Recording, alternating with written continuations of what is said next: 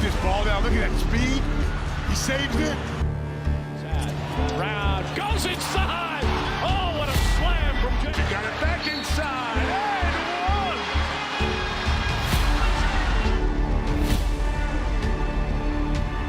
one. Got it. Blocked by Walsh.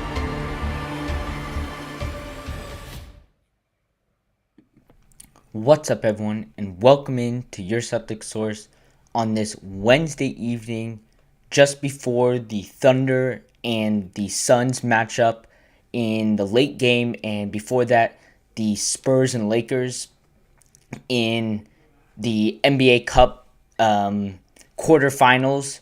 The Knicks and the Magic played last night. The Knicks and the Raptors played each other, and the Magic and the Heat played last night. And I don't have a set agenda for this episode. I do want to, give my reactions and my thoughts on the two games last night, preview these two games tonight, and then just take a step back and look at some of the broader stories around the Eastern Conference. The Pistons are playing super well right now. The Knicks, are probably the most complete team in the Eastern Conference for sure, despite how well the Pistons are playing right now, just because they have that experience over the last couple years. And then my Celtics, they're surging right now. Third in the conference. They're on a 5-game winning streak. Their defense, has taken a little bit of a step back over the last, couple weeks, but the offense has jumped to one of the best offenses in the league by the numbers. Obviously, I don't think they're actually the best offense in the league, but in terms of, possessions and total points and all that, their offense has just skyrocketed, which has been great to see. But we are going to start with the two games last night. But before we do that, please take a moment to like and subscribe. After this stream is over, I will be uploading it to Spotify, Apple, Amazon, wherever you get your podcast, so you can listen to it there whenever you want. Feel free to hop into the chat tonight because, I don't, as I said at the top of the show, I don't really have I have, a general theme, but whatever you guys want to talk about, we can talk about. So if you guys have thoughts, hop into the chat, and we'll definitely talk about them. But I think we have to start with the Magic and the Heat game last night. And the Magic come into this game as, I would think, the underdog because they're missing Franz Wagner, right? Luckily, he survived the worst of it.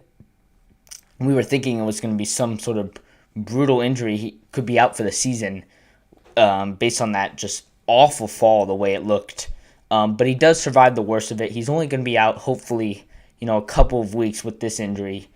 But that being said, Paulo and Franz have really never played together for very long. When one guy, gets back from his injury, another guy goes out, it seems like. They're always sort of flip-flopping who's sitting on the bench in street clothes and who's putting up, a strong performance carrying this team. Which, is pretty interesting because these two teams, the Magic, the Heat for one thing, right? They don't have, Tyler Herro's been injured a little bit, Bam Adebayo, but they're very similar in the type of players that they have, right? They have one, ball-dominant guard. Obviously, Tyler Herro is more of a, a skinnier guard taking threes around the perimeter. Paolo Banchero is more of a guy like a Jaylen Brown who's into the paint, right? And he's, looking for dunks and powerful plays versus threes. But they both drive the offense in the same way. And then you have the centers in Franz and Bam Adebayo who, can knock down a three when you need it, but they're mostly in there for the pick and roll, for the rebounding. And it seems like with both these teams this season, obviously Bam Adebayo hasn't been hurt that much, but Tyler Herro's definitely been hurt. And then obviously for the Magic, both those guys seems like they flip-flop who's playing and who's not.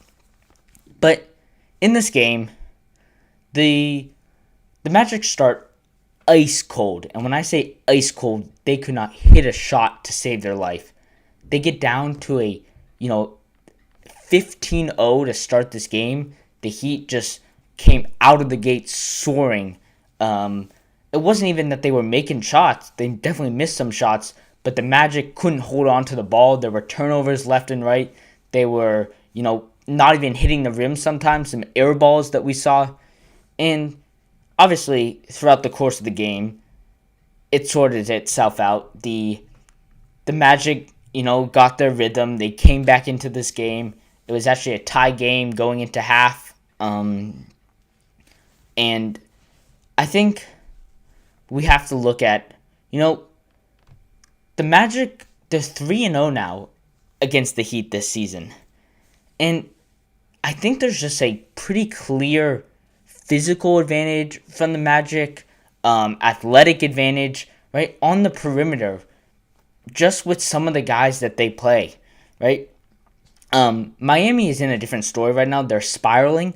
But in terms of this matchup specifically, the way that Paul Banchero was just able to attack Jaime Jaquez, even Bam Adebayo to an extent, just shows you that the Magic are in a better place overall when they're healthy, right? The Heat have been playing this weird offense without pick and rolls for most of the season, actually, and that's going to have to change because I just think, we're seeing it now. They're just falling apart offensively over the last couple games. They've lost 5 of 6. Their defense is just their defense is not even that bad, but their offense is so catastrophic that it's just leading to easy points on the other end.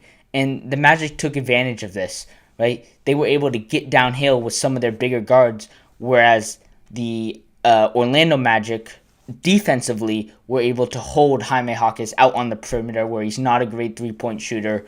Tyler Herro had a awful game. I think he went 0 for 7 on 3. So, definitely a anomaly in a bad sense for Tyler Herro in this game. He's going to come right back. He'll make threes. But there was definitely that sort of urgency the Magic had defensively to just shut him out and just eliminate him from the game completely. The Heat did go on a couple of runs in the second half, but every single time, the Magic would sort of tighten the screws and get right back to work defensively, holding Miami to just a 99 offensive rating in the second half. Actually, for all 3 games that they played each other this season, obviously they're in the same division, so they play each other a lot, not including this game. But every single time, the Magic have just completely shut the Heat down in the second half, holding them under a 100 offensive rating in every second half of these games. But to get into some of the players, because it wasn't just the Magic defense. Desmond Bane, who has had an up and down start to the season this year with the Magic, right? Coming over from the Memphis Grizzlies, we didn't know how it was going to work out. The Magic definitely needed an offensive upgrade, right? Because they were one of the best teams defensively last year. I think they were second, but they lost to the Celtics in that first round, mostly because of their inability to put the ball in the basket. And that's what it came down to. They just needed someone that could shoot threes at a consistent rate. And they thought that Desmond Bane could be that option, especially because they got him on a relatively cheap deal with the trade. Forget who they sent over. I think it was like Cole Anthony, Contavious Caldwell-Pope, something like that. I don't quite remember. But the point is, Desmond Bane wasn't that guy to start the season. He couldn't hit threes. The Magic were still spiraling offensively, but their defense, unlike the Heat, was good enough to keep them in games. And they did go through a little bit of a tough stretch, especially when Boston came to town. I think they split with Boston. That was when Boston was still going through their ups and downs. Jordan Walsh hadn't become that player, that sort of defensive, I would say, like, energy that we've been seeing from him. Jordan Walsh wasn't that guy yet when they came into town. Very different Celtics team. Like, obviously, it's still the same team this season, but you look at the first 10 games of the season for the Celtics versus the last 10 games or so, totally different team the way they're playing. But we'll talk about the Celtics later. As for the Magic, right, Desmond Bane, he had a 37, 6 rebound, 5 assist night. Just a brilliant scoring night, especially because Paul Banchero, did struggle shooting the ball. But it was just a masterclass in the way to beat drop coverage, right? Pull up threes, basically rejecting screens and going in for layups, floaters, mid-range, all those shots that you use against drop coverage bigs. They are harder shots to make. They are, a less efficient shot. It's harder to make those mid-range shots for most people, especially coming around screens. But Desmond Bane just absolutely torched the Heat in that way. And it's impossible for, centers that are not great with their feet moving around to play anything but drop coverage. They're always going to play in drop coverage because they don't want to be attacked on the lob threat, on like a pick and roll, or a ghost screen where the center gets out of the screen and dives to the basket. But at the same time, if they have to switch because of that screen, you want to be up and guarding the guard. When I say guarding the guard, and that's sort of two words that sound weird together, but like guarding the quick and dynamic point guard up on the perimeter where he can take threes, that's a really almost impossible task for a center to sort of dangle between. And so you see the drop coverage, and if guys, can make threes at a consistent rate, but also have that ability to, if you step up, drive right by you to the basket, you're going to just toast centers across the league. Which is why, you look at some of the best centers around the league, defensively, they're centers that can be up in your face and guard you on the perimeter, move their feet quicker than you can, and stay in front of you, making it, impossible for you to either take threes or get past them for a layup. And unfortunately, as good as Bam Adebayo is, he's not one of those guys. Neither is Coel Ware, who didn't have a great game. It's only his second year. He's going to improve as the seasons go on. There's been great stuff coming out of Miami with him. That pick and roll combination between him and Herro. His ability to occasionally shoot threes as well. But he definitely is not at the level of guarding dynamic guards yet. Which worked obviously perfectly for Desmond Bane because, he was able to use that advantage of knowing that he could either shoot the three, he could drive to the basket, and he could either do none of those. He could go and kick out to a guy like Wendell Carter, who had a great dunk late on sort of that pocket pass that he's able to do because all the attention has come to him. Right? Obviously, that helps when you've scored 37 points and, teams are game planning the rest of the game towards you. But I just think, he's one of the Magic's best on and off players in terms of net rating this season. I think a lot of that also has to do with the fact that he's played, whereas some of the Magic players haven't played, as I said at the top of the show. But he's a +5 per 100 possessions, which isn't great, but the Magic are sort of, they have a winning record, but they are very, they win their games pretty closely. They don't have like a big margin of victory or anything, so a +5 for this team is pretty good, especially with the fact that he didn't have a great start to the season. I want to do a couple more things on the Magic offensively. Then we'll flip to the Miami side of things, and then we'll move on to the second game, which, it became a little bit of a blowout towards the end, but I actually thought that was a more enjoyable game to watch. But defensively for the Magic, the Magic have tons and tons of available wing depth at the defensive side of the ball. Suggs, Anthony Black, Wagner, right? They were all able to guard Tyler Herro and any of Miami's guards, Jaime Jaquez, whenever they needed to. Right? The ability of the Magic just to switch and guard a multitude of guys, even centers at some point during the game, just made it almost impossible for Miami to get any sort of shot off. Anthony Black, he was probably the primary defender on Tyler Herro for most of the game, just completely shut him down. As I said, Tyler Herro couldn't make a shot to help him, but most of the credit needs to go to Anthony Black and what he was able to do in the half-court defense. They were just bigger, stronger, faster, all the things that you need to do to guard some of the best guards in this league. But sort of to wrap it up for the Magic side, once Orlando sort of got set in their positions defensively, there was almost no chance that Miami was scoring on this play. But we'll move on to the defensive side of the ball, or I guess the Miami side, defensive problems.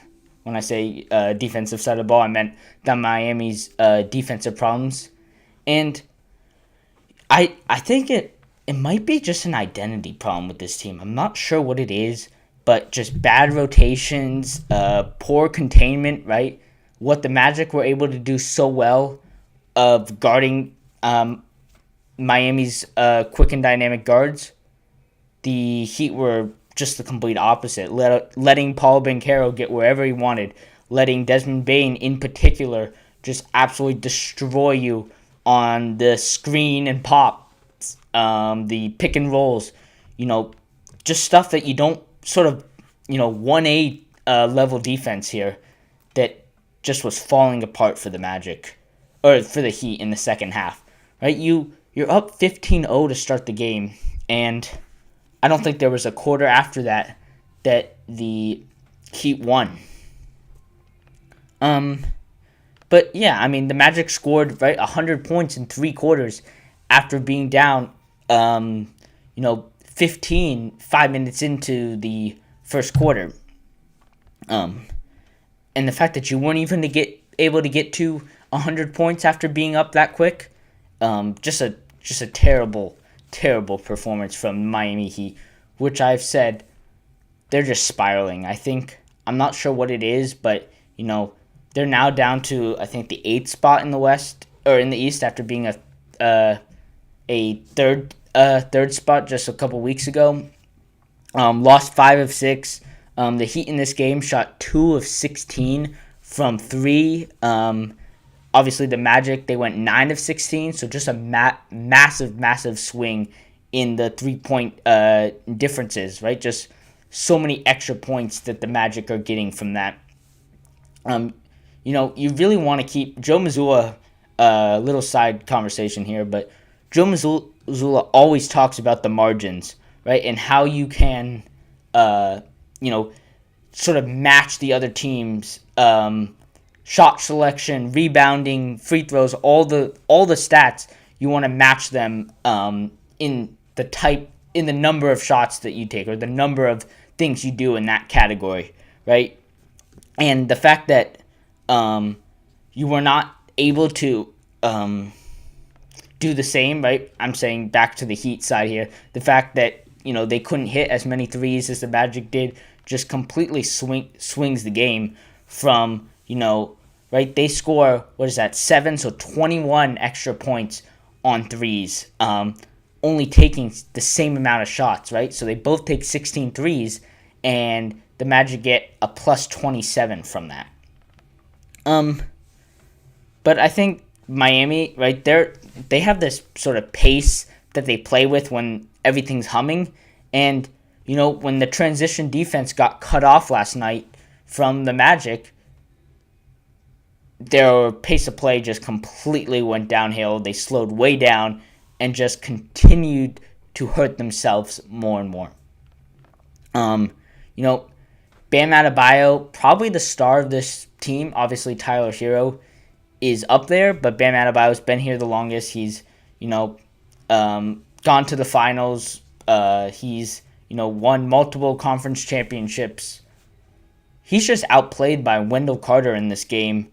Beat into ball screens, stuff that you don't usually see from, Bam Adebayo. Wendell Carter, he's a great player. I don't want to put him down in any way, but he's not at the level that some of the other, you're not at the level that Bam Adebayo is, in fact, right? You don't want to be, losing to players that you really shouldn't be losing for, right? On any given night, someone can go off in terms of their shooting, right? For example, right, Desmond Bane, 37 points. Now, I'm not saying he's a bad player. He's one of the star players for the Magic, but he's definitely not a 37-point-a-night player. But the energy, the effort is stuff that you really don't want to see getting, lost to from Bam Adebayo. Right, and then obviously there's the Tyler Herro fact that he couldn't beat Anthony Black one-on-one. The playmaking, he was trying to, once he realized that, he was trying to just sort of put his head down and go to the basket. The playmaking, has gone downhill from last season. This system with the few pick and rolls that they run, it's got to change, because I just think that they're not going to be able to sustain any type of offense, which we already see is going downhill without pick and rolls, especially because of the players you have on the court. Heat culture at the moment is, not great. The new system that Eric Spoelstra is trying to play without these, screens and pick and roll offense worked for the first couple of games, but I think teams have caught on to the fact that there's going to be a lot more ISO. There's, they're relying too much on Tyler Herro to drive winning because of the lack of screens with big mans where you can throw it up for lobs and use your center in different ways. Jaime Jaquez has been great, but he has a limit to what he can do, as he does not provide much on the three-point shooting end, right? He's a little bit bigger than some of the other guards, but he definitely has one offensive game, and that, if you can sort of keep him out on the perimeter, let him take these open shots, for the most part, he hasn't been knocking them down at a consistent rate to hurt you. All right, but I do want to move on to the Knicks and the Raptors game. There's a lot more that we could talk about this game. The Miami Heat will be, they have a couple of days off here. The Magic obviously will be playing the Knicks on Saturday, I think the next game is, and we'll find out who the other side is tonight. We're going to preview that in just a second. But to move on to the Raptors and Knicks game, very different story in terms of how these games were won. We just talked about the Magic game. The Knicks game, there wasn't any sort of big run that the game started on. The run actually came in the second quarter, where the Knicks, just had one of their best quarters of the season, I think. Because it's pretty much a shootout in the first quarter. Jalen Brunson and Brandon Ingram are sort of going head-to-head, back and forth, knocking down shot for shot. And then in that second quarter, the Knicks deliver, I think, I would say it is the best quarter they've had this season. I haven't watched all of their games, but as far as the number of games I have watched about 15, not full games, but halves, on whatever sped up speed a little bit. But I think this was one of their best quarters they've ever had this season. 34 to 13 in that second quarter was the score. And the game's, pretty much over at halftime. Just because, there's some teams that obviously any team can come back, right? 34 to 14 or 13, 21-point lead is not a enormous lead at halftime by any means. We've seen teams come back all the time. Each night there's a team that comes back from 20 plus, it seems like. But the Raptors didn't have their shooting going, and without the help of a three-point shot, you can't just continue to go shot for shot. You have to get some stops, and the Raptors weren't able to do that. It was pretty much a shootout throughout the rest of the game. It wasn't, when I say shootout, obviously the Raptors were scoring more in the paint with their threes not falling. The Knicks were able to knock down threes, but it wasn't like the score got any bigger. It actually stayed around 20 points, went down to 10, went back up to 20, ups and downs throughout, the course of a normal game. But the Raptors really never threatened. The Raptors were able to cut it down to like 15 or something. It seems like they were going to make a run, and then it went right back up to 20 pretty quickly in that third quarter. But I do want to talk specifically about Jalen Brunson in this game, OG Anunoby, Josh Hart, Mikal Bridges had another great game as well. I do want to dive into the actual stats and performances from the Knicks side, and then we'll sort of move on to the Raptors side of the ball, sort of like what we did with the first game, where we'll talk about the Knicks side first, and then we'll talk about the Raptors side. But as for the Knicks, Jalen Brunson, just another fantastic game from him in his, All-NBA, I'm not going to say MVP season. I've said this before, there are only 2 MVPs in the league. Everyone else is, that we say can be in the MVP conversation, is somewhere in the 10 to 3rd spot. And if the Knicks are, a top seed in the Eastern Conference by the end of the season, I definitely think he deserves to be in that top 5 for conversation for the MVP. Just because I don't think there's anybody else that's going to be impacting a winning team like that any more than Jalen Brunson is for the Knicks. 35 points, 13 of 19 on field goals, 6 for 9 on threes. Right? So, taking 9 threes, making, over 50% of them, just a fantastic performance shooting-wise from him.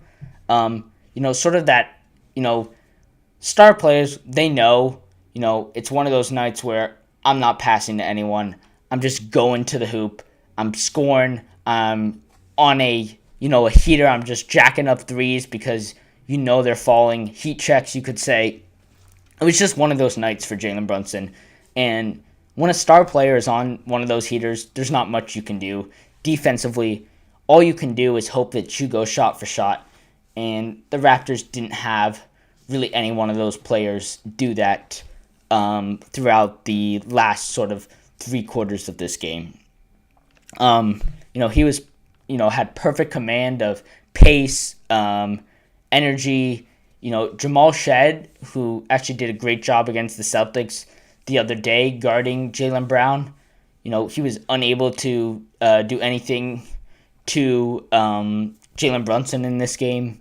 Jalen Brunson sort of just shoved him off like he was too small and just went right at him every single possession, just absolutely destroying him. OG Anunoby, was that great. But on the other end, defensively, obviously he's known for his defense. He's not much of a scorer. He will hit threes when you need him to. But, just multiple blocks at the rim. I think his stats were actually logged incorrectly. I think a lot of them, he got blocks, but they sort of put them down as steals instead of blocks because he was actually able to come away with the ball on some of those. It doesn't really matter. Steals, blocks, same category for me. You're taking the ball, forcing turnovers. So just a great job of blowing up drives. Any bit of, good offense that the Raptors were able to generate was just taken away at the rim from OG Anunoby. Josh Hart, he's sort of that sort of Swiss Army knife for the Knicks, right? On any given night, he can put the ball in the basket. On any given night, he can be that defensive force that you need him to. But on most nights, it's a little bit of both, not extreme in any direction, but a little bit of both that you need. 21 points, 6 rebounds, 4 assists from him. He started the quarter with 9 straight points. When Josh Hart, his three is falling, he's a totally different player because there are games where, it just doesn't go for him. He can't get the threes to fall, and he still does impact winning on the many accounts that I just mentioned.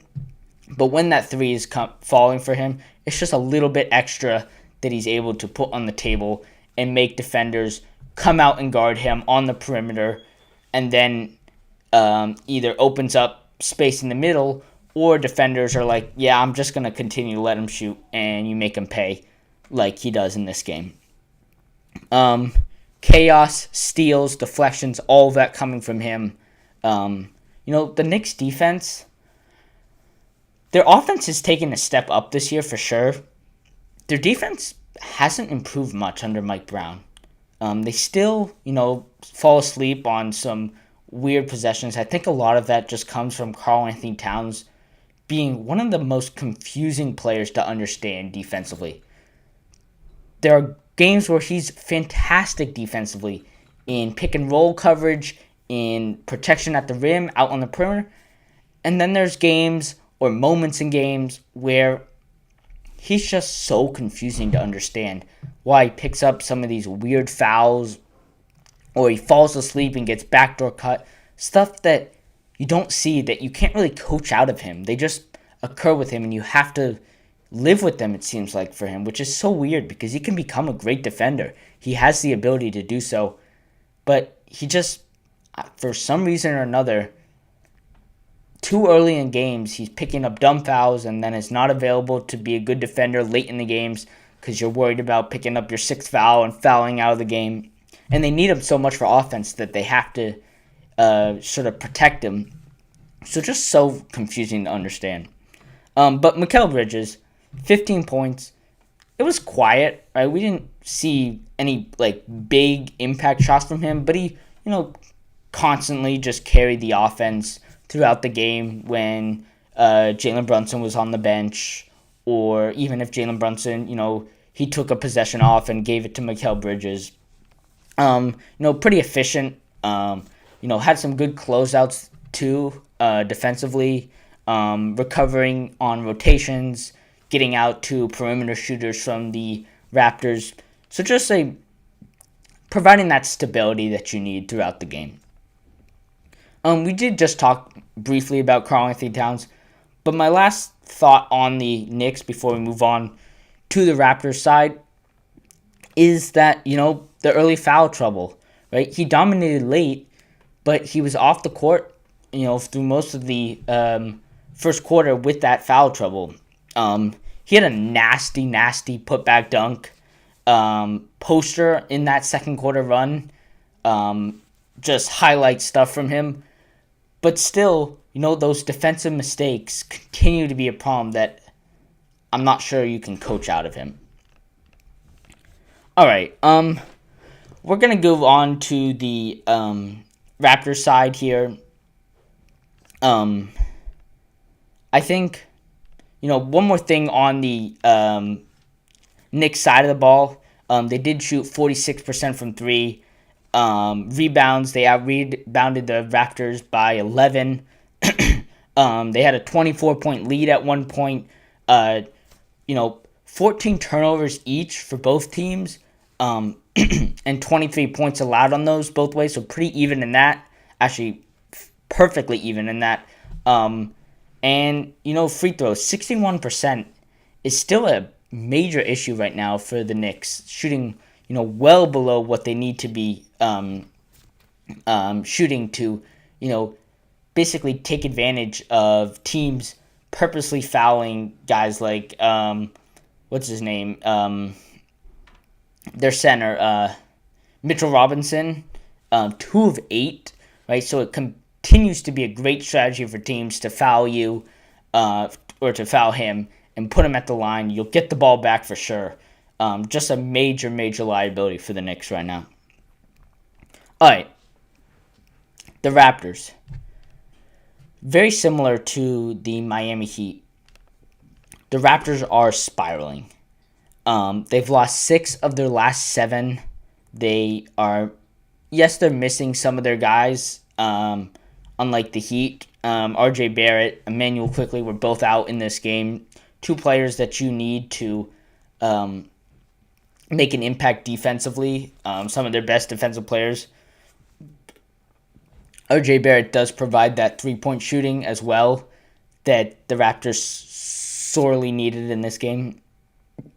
But it really came down to the fact that their stars were okay in this game, but they weren't great. Just 23rd or they're 23rd in 3-point percentage over the last 7 games. These are more stats on just how their season's been going as of late. Right. Olynyk and Shed, they're shooting under 25% on 7.5 attempts per game. So just too many threes to be shooting that low per game. Offensive.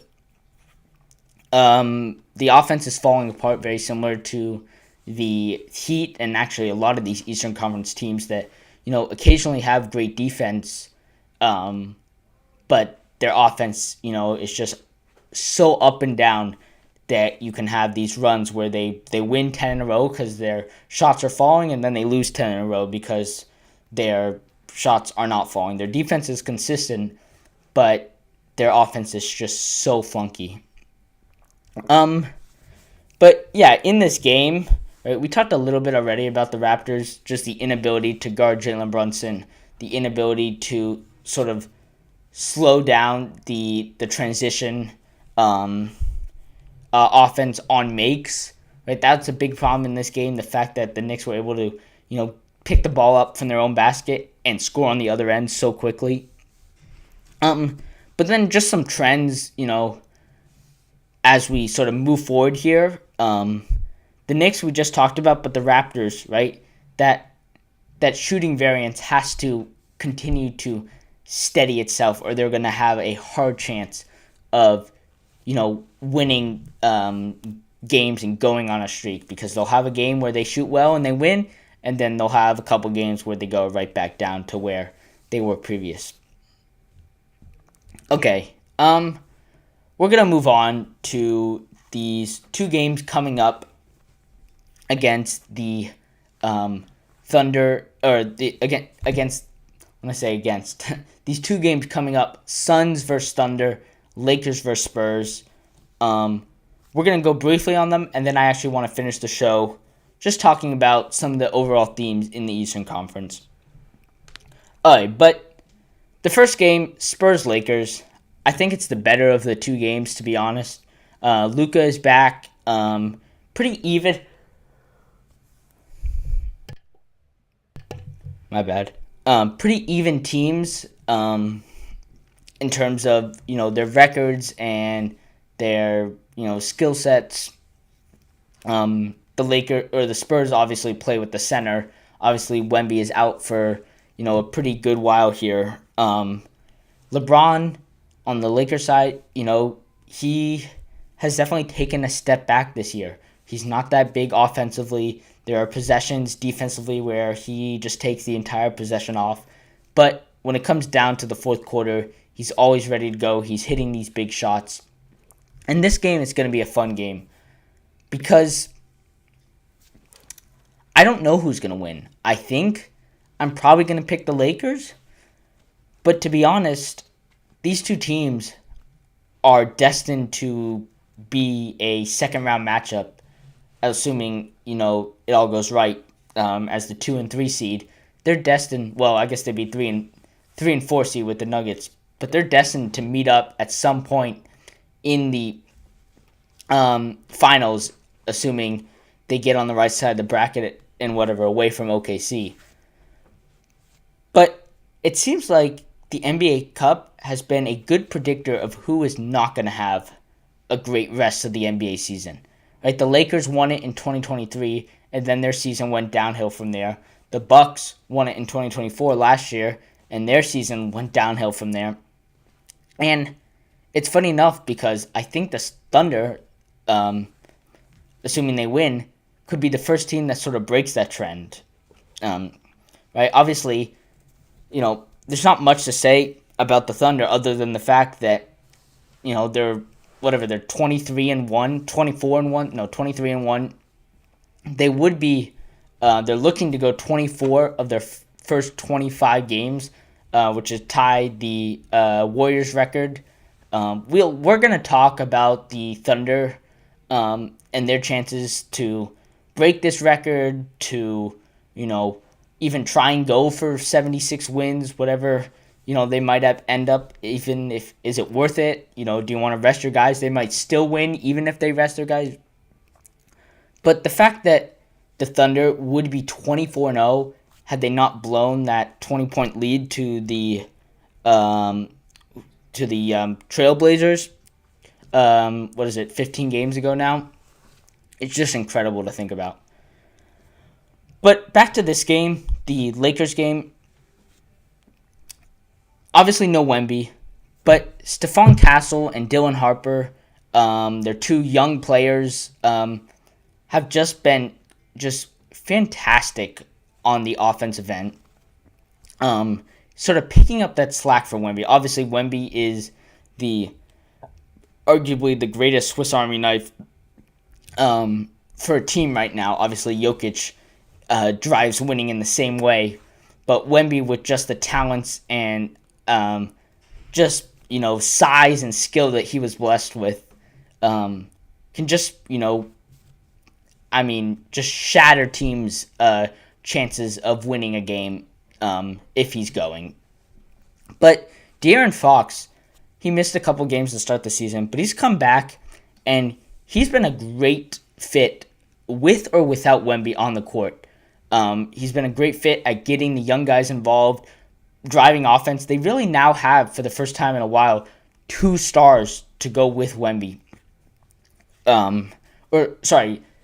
A star to go with Wemby. It's not just Wemby out there on the court by himself. You have the De'Aaron Fox who they traded for last year, and it didn't end great for them last season with Wemby going down with the blood clots. But this year they've come back, and we'll see where it goes in this NBA Cup game itself. But as for the rest of the season, assuming Wemby gets back on the court and stays healthy, I do have the Spurs as a top team in the Western Conference.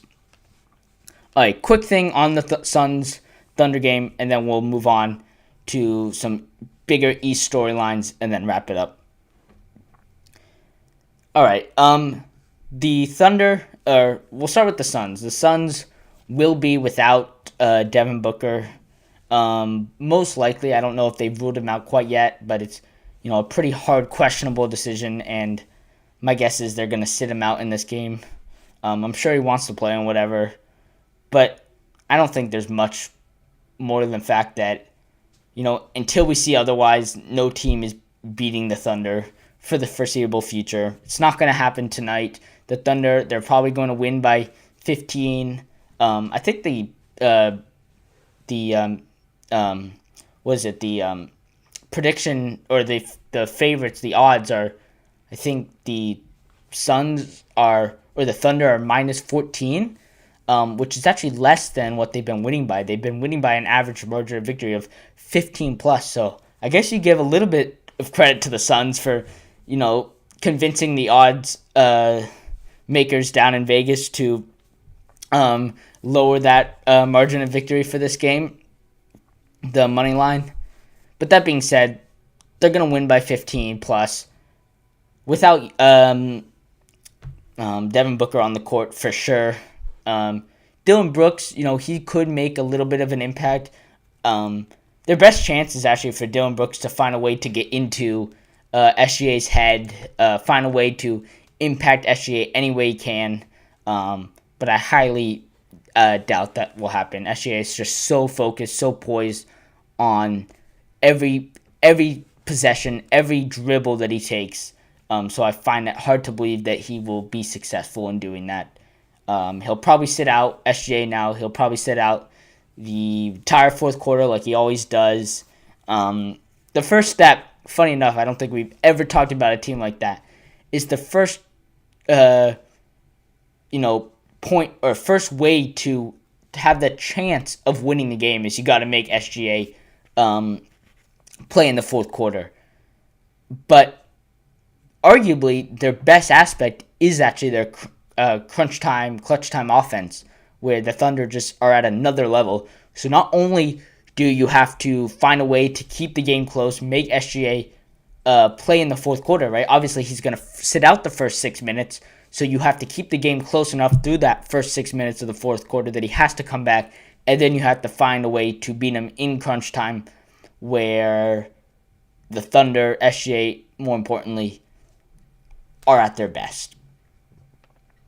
Alright, we are going to move on to the overall themes and stories from around the Eastern Conference. But I do want to quickly tell you, as I mentioned at the top of the show, you can find this podcast in audio format, Spotify, Amazon, Apple, wherever you get your podcasts. We are doing podcasts, on a regular basis after every 3 Celtics games. So they sort of have this weird stretch here where they are not playing. They're only playing 2 games in 11 days, which is why I'm doing some of these sort of bonus pods like this one tonight. And we're going to do another bonus pod this weekend. I have this was going to be more of an Eastern Conference look, which it has been for the most part. And the Saturday one was going to be more of a Western Conference look. But we're probably going to change that. We're probably going to do a live episode like this one talking about the Celtics, actually, because I just think there's some interesting things going on with the Celtics over the last couple of days. Not only they're winning, but how they're winning and how they're actually winning with the offense going up the way we had thought it was going to be entering the season, but their defense is now starting to take that toll, and we're hoping that that doesn't continue to occur. But that being said, Jaylen Brown is in that MVP conversation along with Jalen Brunson, Cade Cunningham, which we are about to talk about. So, yeah, stay tuned for that. There is a placeholder there, but I'm probably going to take that down and change it up a little bit. But that being said, follow on social media, Instagram, TikTok. We're posting content every single day, highlights. Every Wednesday we do our little sort of pie chart with the top 15 teams with the best chance of winning the finals.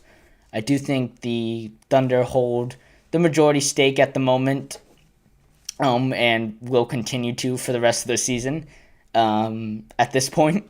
But that being said, there are definitely some teams that have flip-flopped with each other or are climbing up. The Celtics, more importantly, the Heat have dropped. The Magic, have stayed roughly where they are, but the Raptors have definitely dropped. But this game, or this season, the Eastern Conference is so wild in the fact that we thought the Celtics would be down low. We thought some of these other teams would take that step up. The Hawks would take a step up. We didn't know what the Milwaukee Bucks were going to do, and we still don't know what the Milwaukee Bucks are going to do. But we thought the Magic would be up there. We thought some of the other teams in the East. We thought maybe the Heat could be up there. We thought maybe we knew the Pistons were going to be good. We knew the Raptors or the Knicks were going to be good. What's going on with the Cavs right now? Why are they, just falling off a cliff to start the season? And I still think when it's all said and done, the Cavs will be up there in the top 6 spot in the playoffs. But they have just had a terrible start to the season. But I do want to start with the Milwaukee Bucks, as I just mentioned. And what's going to go on with Giannis? He wants to go to the Knicks, or that's, I guess, what he apparently reported over the summer. I don't think the Knicks have the best, offer they can give to the Milwaukee Bucks, right? And at this point, yes, maybe Giannis wants to go to the Knicks, but at this point, if you're the Bucks, you have to, if you're going to trade him, which I don't recommend, I think you want to hold on to him in any way possible, just because you're never going to get a player like that for a long time, because those players are once in a generation, and for a small market team, you're not going to be able to buy your way to a guy like that. So I would try and hold on to him. But if you have to, get rid of him, you want to find a team that has lots of assets to give you. The Spurs are a great example of that. The Thunder, ironically, are a great team for that, and they could do this over the summer. I wouldn't do it during the season because you don't want to mess up your championship flow. But maybe over the summer, you can make a trade like that and get right back to going for a three-peat, something that I don't know if anyone's done besides the Celtics in the 60s or whatever it was. I don't think there's been any modern team that's gone a three-peat. There's been twos, but never three. There's been 2 in 3 years or 3 in 4 years, but never 3 in a row. But that being said, that's for next season. This season, you got to survive to... Man, we're going to wrap this up soon. I am losing my voice. But you got to survive, to the trade deadline. Because Giannis is injured right now. You're just in a free fall. I think you've lost your 8 of your last 9 games as well, something like that. So these 3 teams in the East right now are just, free falling. But the Bucks were never that high to begin with. I think they were 500 with him on the court. And so the point is that the fact that you're only 500 with him on the court and him still playing at the dominant level that he is shows you that, you don't have the assets to this year right now to go out and build around him. The only way to get the assets is by trading him. So there is really no point in keeping on to him at this point. You have to, you can convince him to stay, but if he's not happy, you're going to have to find a way to rebuild, unfortunately. All right, let's talk about the Pistons, and then we'll wrap it up. The Detroit Pistons, I'm not sure if anybody expected them to be a top team in the Eastern Conference. I think we definitely thought they were going to be up there in the mix, but they have just taken off this season. Cade Cunningham is playing definitely a first-team All-NBA level. You have guys like Jalen Duren. You have guys like what's his name on their other center. I forget his name. But the point is, the Pistons have just taken a step forward after these, last 2 years. They obviously 2 years ago they are a 13-win team. Then they jumped to a 50-win team last year, and they've just taken another step forward. Really, all from Cade Cunningham. Now he does have the guards around him, Jalen Duren and the other guy Ivy. You do have a couple of guards coming over from the Cavs, Karis LeVert. Wendell Moore's been playing well. But it's all about Cade Cunningham and what he's doing on a team that without him would be a lottery team.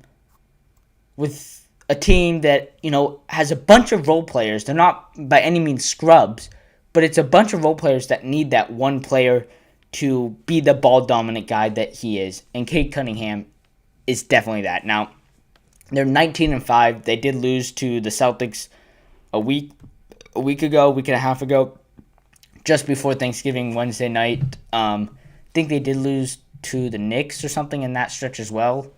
Or they lost to the Magic, maybe it was. But they are, holding steady for the most part.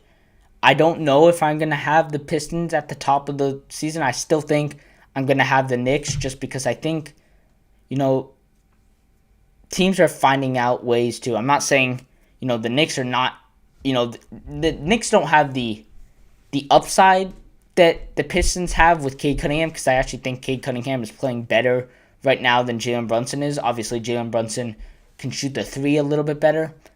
But the Pistons have just an enormous amount of depth at the center guard position defensively, whereas the Knicks struggle so much defensively at some points in the game.